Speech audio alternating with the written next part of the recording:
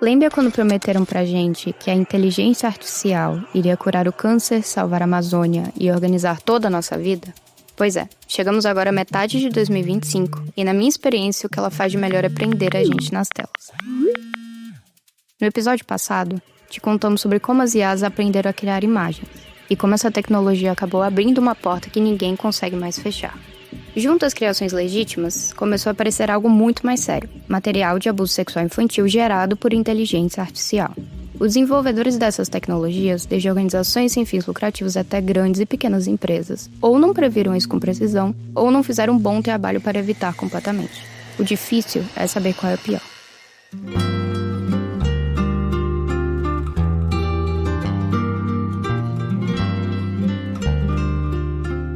O resultado é que essas novas tecnologias generativas permitiram uma quantidade enorme de conteúdo criminoso circulando em plataformas que nós usamos todos os dias. Material que não deveria existir sendo criado e distribuído mais rapidamente do que qualquer sistema de moderação consegue remover. E é exatamente sobre essa situação que nós vamos te contar hoje. Núcleo Investiga é um podcast do Núcleo Jornalismo, um veículo especializado em mostrar como as tecnologias digitais afetam a vida das pessoas.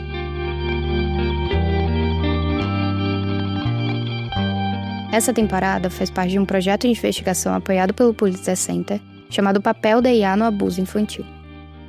Meu nome é Sofia Schurig, eu sou jornalista e eu cubro o avanço da IA generativa desde que esses primeiros produtos começaram a virar notícia.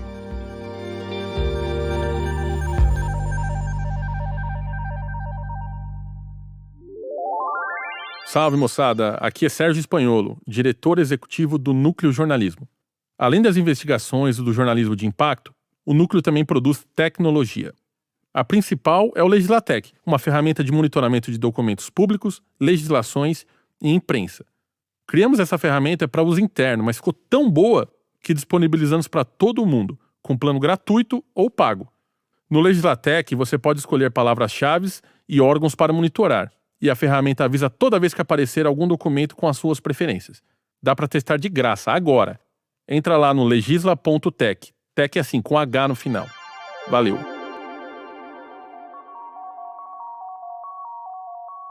Episódio 2. As cabeças da Hidra.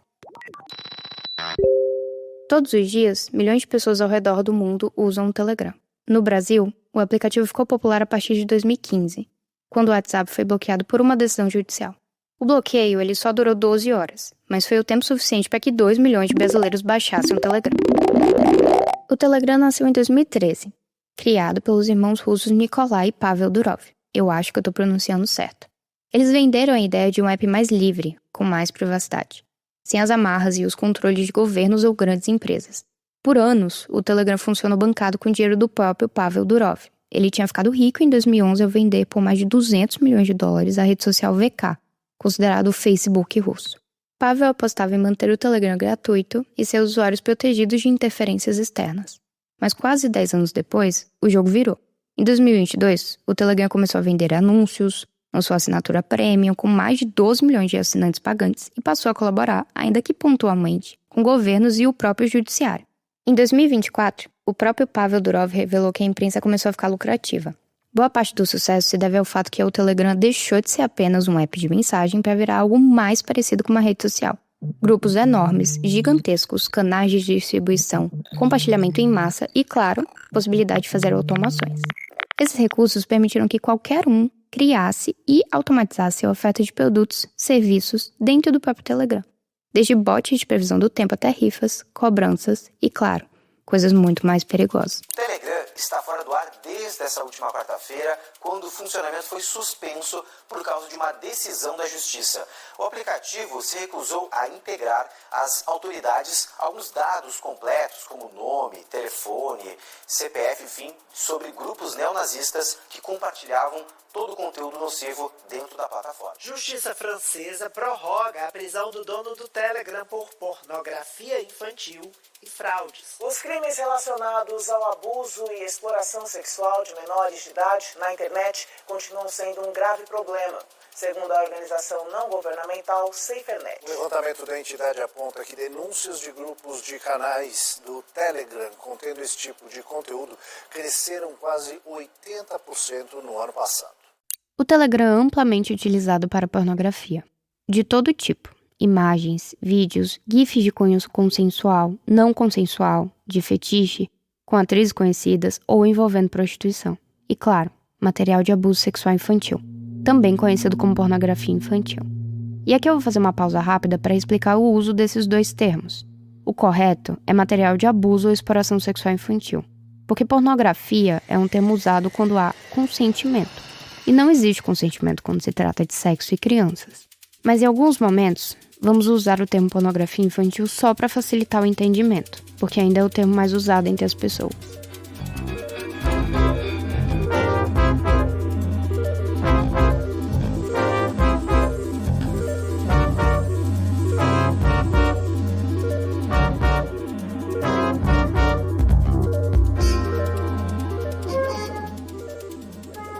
O próprio Telegram já removeu cerca de 500 mil de grupos e canais com material de pornografia infantil. Mesmo assim, o volume é tão alto que parece parte do sistema, e não desvio.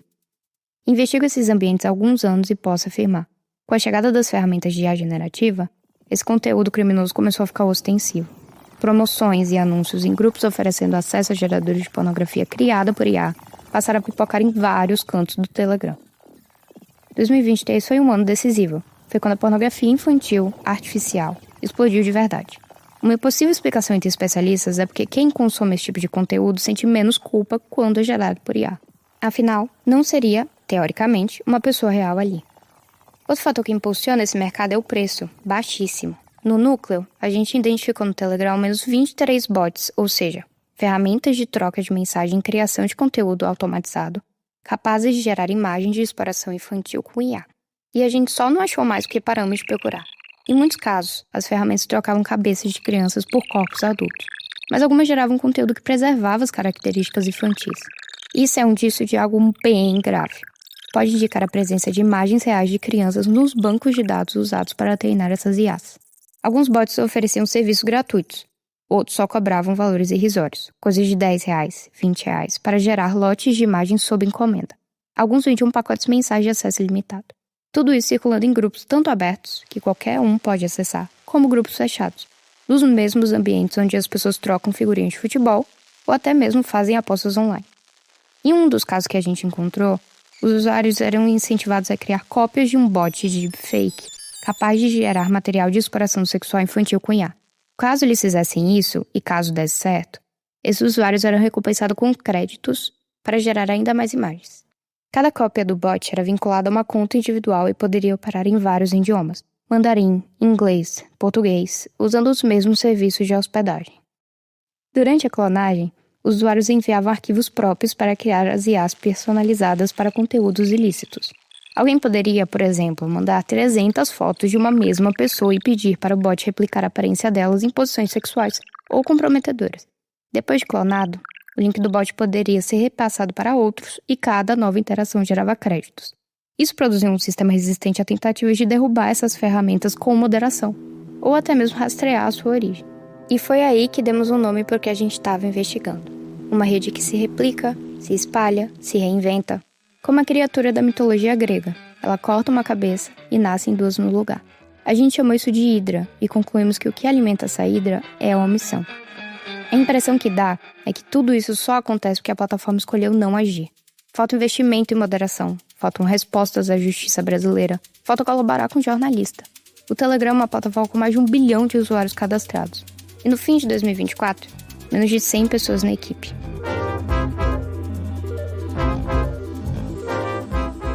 Mas o problema não ficou restrito ao Telegram, ele se espalhou. Gente com ainda mais acesso, visibilidade, audiência. Essas pessoas estão criando os mesmos conteúdos em lugares muito mais públicos, lá nas redes sociais vizinhas.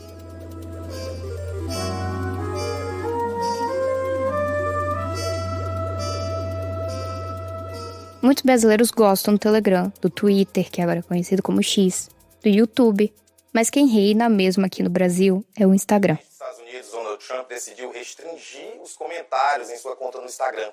A medida foi tomada depois que milhares de brasileiros criticaram nas redes sociais a decisão de aplicar uma taxa de 50% sobre os produtos importados do Brasil. O Instagram é a rede social mais usada no Brasil, conforme divulgou a Comscore, empresa de análise de mídia.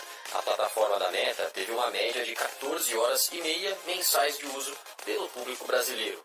Sabe o Mark Zuckerberg, o cara que defende quebrar as coisas? Fundador do Facebook e hoje presidente da Meta, também é o dono do Instagram e do Zap. O Insta é gigante. Só em 2024 foram mais 138 milhões de reels, ou reels, como a gente fala lá em Salvador, assistido por minuto entre o Facebook e o Instagram juntos. Isso dá mais de 8 bilhões de vídeos por hora. Por isso que pra gente do Núcleo foi tão chocante encontrar o mesmo tipo de material criminoso por lá, dentro das plataformas da Meta.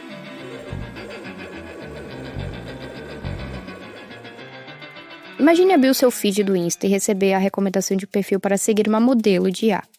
Essas modelos surgiram junto com a febre das ferramentas de IA. São personagens de aparência ultra realista, criada por computador, posando de lingerie, biquíni ou em situações feitas para alimentar fetiches. Só que clicando nas postagens, a verdade aparece. Não são apenas modelos de IA, são crianças com corpos de adultos. O mesmo padrão bizarro que a gente encontrou nos grupos do Telegram. Perfis usando IA para colar corpos adultos, com seios e quadris exagerados, em rostos claramente infantis. Meninas que parecem 9, 10 anos. Às vezes nem isso. Os 14 perfis que a gente achou somavam mais de 100 mil seguidores. Parece pouco? Esse número é só a ponta de um iceberg. A network of accounts that is very openly advertising child sexual abuse material. This is a social issue. Children are being harmed by social media. Em 2023, o Wall Street Journal, em parceria com pesquisadores da Universidade de Stanford, revelaram que os sistemas de recomendação do Instagram funcionavam como motor de conexão entre pedófilos e vendedores de conteúdo ilegal. A própria rede sugeria perfis, hashtags e comunidades dedicados a esse material, como se a plataforma, sem querer, ou por negligência, organizasse caminhos até conteúdos criminosos. Não era coisa amadora. Os feeds dos perfis identificados na reportagem eram organizados, com postagens regulares, imagens bem produzidas, destaques nos stories. Eles pareciam influenciadores comuns. E se algo ganha escala na internet, é porque alguém está ganhando dinheiro com isso. Então veio a pergunta: quem estava lucrando com isso? A gente foi tentar descobrir.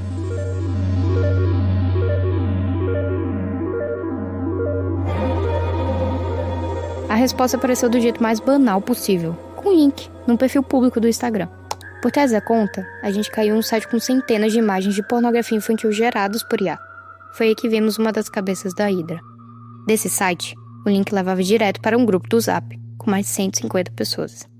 Ali, os usuários trocavam imagens, vídeos e até tutoriais, explicando passo a passo como burlar o sistema de segurança das redes sociais. E essas conversas elas eram explícitas. Tinha gente perguntando como criar contas falsas no Instagram. Outros compartilhavam dicas de como treinar modelos de IA para gerar imagens com melhor qualidade. E uma ideia aparecia o tempo todo: como monetizar esse conteúdo, como transformar abuso infantil em lucro. Num dos momentos, um dos administradores incentivava o grupo a criar novas contas do Instagram em plataformas de pagamento, como Patreon e Fenvio.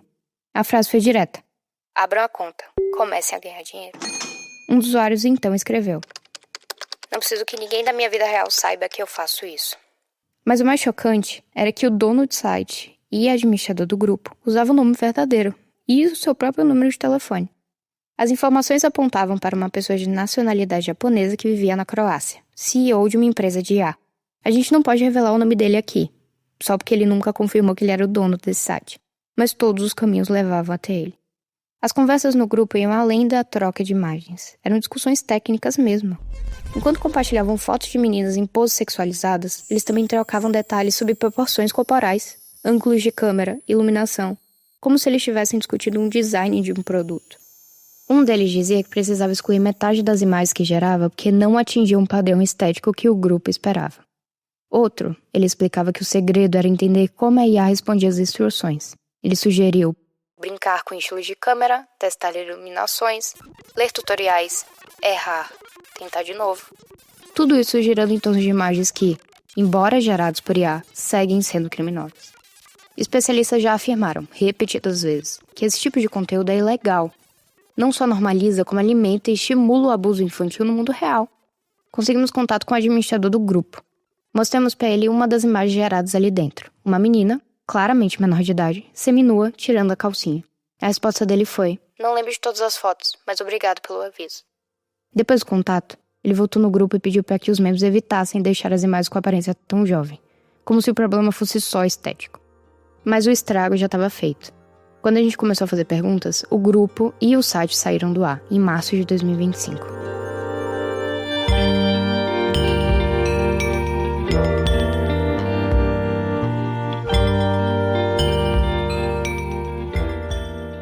Mas a Ida então cresceu de novo. Ela migrou para o Telegram. Depois para o Session, um app de mensagens criptografadas. E outras plataformas ainda mais fechadas, difíceis de monitorar. A produção e circulação do conteúdo de pornografia infantil não parou, nem por um instante. Um dos grupos que encontramos no Telegram cresceu rapidamente, ganhando quase 100 membros em poucos dias, antes de ser derrubado. Outro, mais recente, é focado na criação de GIFs e vídeos com conteúdo sexual, gerados a partir da combinação de fotos reais de crianças e IA. Até a gravação desse podcast, os grupos continuam no ar. Enquanto isso, as Big Techs parecem fazer cada vez menos esforço para combater essas redes de abuso. Em 2025, a Meta anunciou cortes significativos nas equipes de moderação humana, alegando foco em prioridades de risco imediato e um maior investimento em sistemas automatizados para detectar conteúdo ilegal. A Meta, empresa que controla o Facebook, o Instagram e o WhatsApp, anunciou hoje a demissão de mais de 10 mil funcionários. É a segunda onda de cortes na empresa em 4 meses. Mas a própria empresa diz que esses sistemas não dão conta de barrar a pornografia gerada por IA. O resultado é que houve uma redução de 33% na remoção de conteúdos no Facebook e Instagram e uma queda de 36% nas ações contra a exploração sexual infantil. Isso só nos primeiros 3 meses de 2025. Os dados são de uma reportagem da revista Wired. Ao mesmo tempo, o Telegram está enfrentando sua própria crise. Em agosto de 2024, Pavel Durov, o fundador da empresa, ele foi preso na França acusado de facilitar atividades criminosas na plataforma, incluindo a disseminação de material de abuso sexual infantil. Ele foi liberado 4 dias depois, mas segue sendo investigado e proibido de sair do país até agora. Até o momento, nem o Instagram, nem a Meta implementaram medidas específicas para proteger crianças e adolescentes da criação e do compartilhamento de conteúdo de abuso sexual infantil gerado por IA.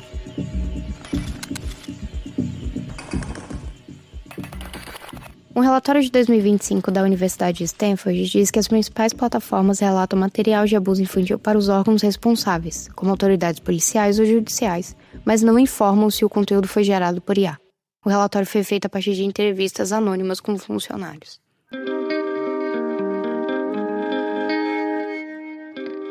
Ou seja, as empresas deixam para as ONGs e para as polícias o trabalho de identificar e classificar esse material, o que dificulta o mapeamento e o combate ao problema. As próprias equipes de segurança das plataformas reconhecem que não estão equipadas para distinguir de forma sistemática se as imagens são feitas por IA. E assim o conteúdo circula, a ida se multiplica. O relatório de Stanford aponta que o volume do conteúdo de abuso sexual infantil gerado por IA nas plataformas, ele ainda é subestimado publicamente.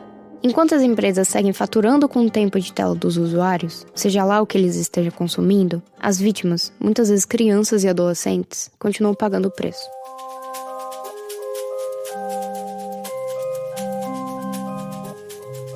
Nesse episódio, a gente contou como plataformas gigantes se tornaram um terreno fértil para a circulação de pornografia infantil criada por IA. A gente também te contou como, mesmo quando descobertas, essas redes de abuso se reagrupam em novas plataformas ou ambientes mais fechados, mais resistentes a qualquer tipo de moderação.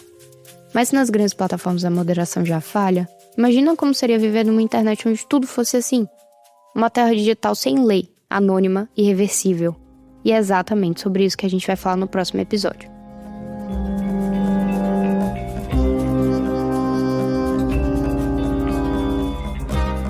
Este episódio de Núcleo Investiga faz parte do projeto O Papel da IA no Abuso Infantil, com apoio do Pulitzer Center. A investigação que aparece nesse podcast foi liderada por mim e contou com a colaboração de Leonardo Coelho, Tatiana Azevedo, Juliana Grangeia, Michel Gomes, Rodolfo Almeida, Alexandre Orrico e Sérgio Espanhol.